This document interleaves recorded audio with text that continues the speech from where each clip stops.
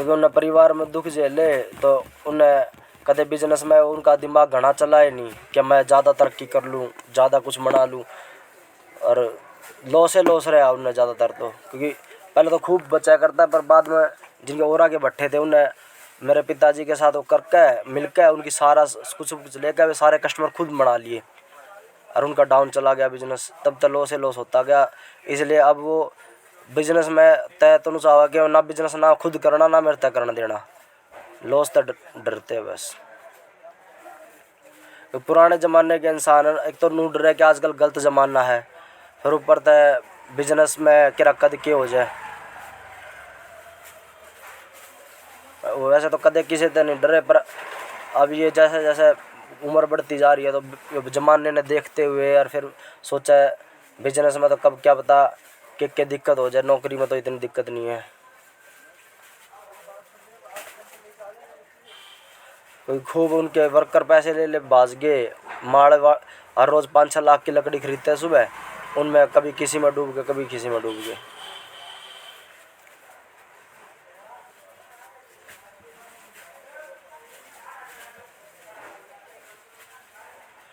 Lockdown में मेरे पे भी कई लाख रुपए जोड़ रखे थे। एक पंजाबी था, वो बेचारा रोने लग गया, मैंने तरस खा कर उससे दे दिए पैसे। मैं चल पार्टनरशिप हो जाएगी।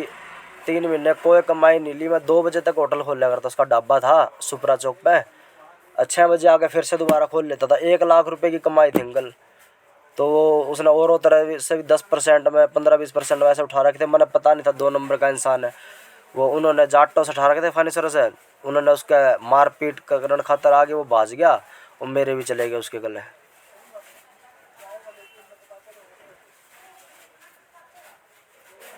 खूब डूबे मेरे भी जैसा दुनिया में, बस अच्छे दिल के कारण विश्वास कर लिया।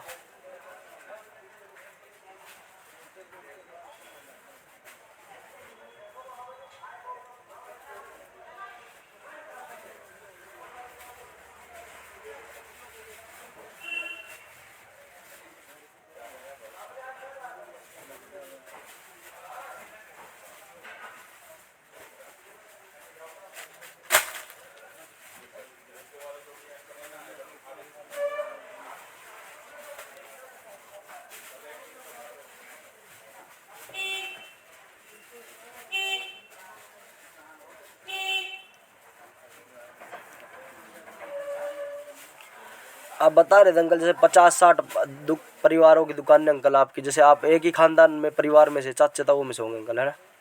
चाचे ताऊ दादके नानके ये सारे ही।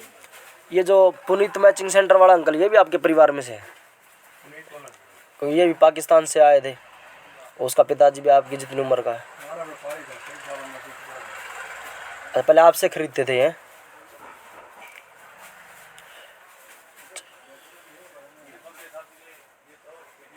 तो जितने 50-60 बता रहे हो अंकल, सारे पाकिस्तान से आए थे अंकल?